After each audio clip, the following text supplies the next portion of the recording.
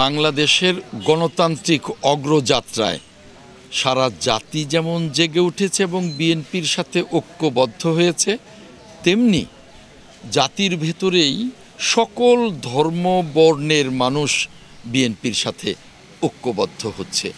আজকেও যে হিন্দু বৌদ্ধ খ্রিস্টান ঐক্য পরিষদের নেতৃবৃন্দ বাসাইলে আমার সাথে ঐক্যবদ্ধ হওয়ার জন্য, দলের সাথে ঐক্যবদ্ধ হওয়ার জন্য আমরা একসাথে মিলিত হয়েছি। বান্ডেল থাকলে প্রতি সেনমানিতে টাকা বাঁচবে। বিকাশ সেনমানি বান্ডেল কিনে জিতুন প্রতি লেনদেনে। আমি হিন্দু বৌদ্ধ খ্রিস্টান ঐক্য পরিষদকে ধন্যবাদ জানাই। অগ্রযাত্রায় আমরা সকলকে পাশে চাই, কিন্তু তাই বলে ওই যে হাইব্রিড কথাটা ওই ফ্যাসিবাদের আমলে এসছে, যে হাইব্রিড বাংলাদেশের অগ্রযাত্রাকে যেমন ব্যাহত করেছে, যে হাইব্রিড বাংলাদেশের মানুষকে অতিষ্ঠ করে তুলেছিল। বিএনপি ওই হাইব্রিড সম্পর্কে অত্যন্ত সচেতন।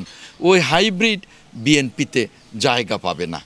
আমি বলতে চাই, যেমনি বিএনপিতে হাইব্রিড জায়গা পাবে না, তেমনি এখন যে কতিপয় রাজনৈতিক দল তারা নির্বাচনের মাঠে জনগণের সাড়া না পেয়ে নানা রকমের কথা বলছে।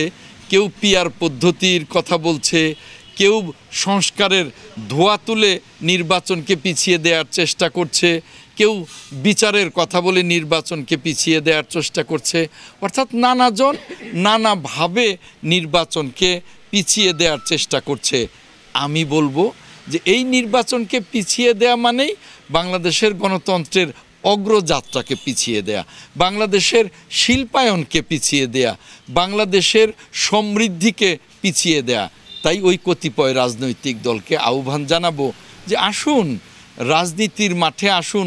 এবার যদি জনগণ সাড়া না দেয়, আপনাদেরকে তো ভবিষ্যতে জনগণ সাড়া দিতে পারে, কিন্তু তাই বলে নির্বাচনকে পিছিয়ে দিয়ে, এই গণতান্ত্রিক অগ্রযাত্রাকে পিছিয়ে দিয়ে বাংলাদেশের অর্থনীতি সমৃদ্ধিকে আপনার পিছিয়ে দেবেন না।